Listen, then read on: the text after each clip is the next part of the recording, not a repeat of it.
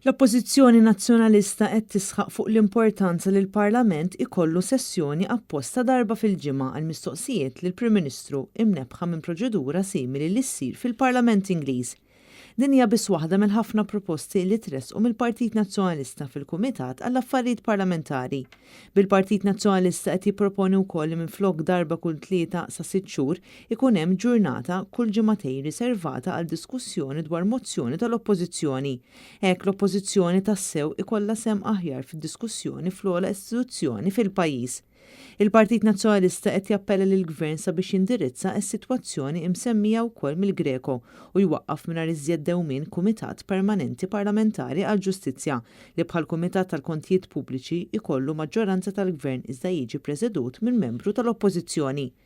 Apparti minn hekk il-Partit Nazzjonalista qed jinsisti li jitwaqqaf kumitat ieħor biex jiġu aġġornati l-standing orders attwali.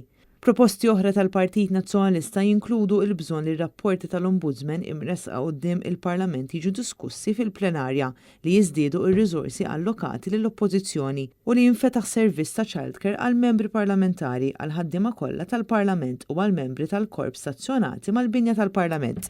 Fis-qarrija l-Partit Nazzjonalista qal li l-Oppożizzjoni disposta bisħieħ li tipparteċipa f'diskussjoni dwar il-proposti imsemmija mill-Ispeaker fis-7 Ġunju u qed titlob biex dawn il-punti flimkien mal-proposti tal-Oppożizzjoni jiġu diskussi fil-laqgħa li jmiss tal-Kumitat għall-Affarijiet tal-Parlament.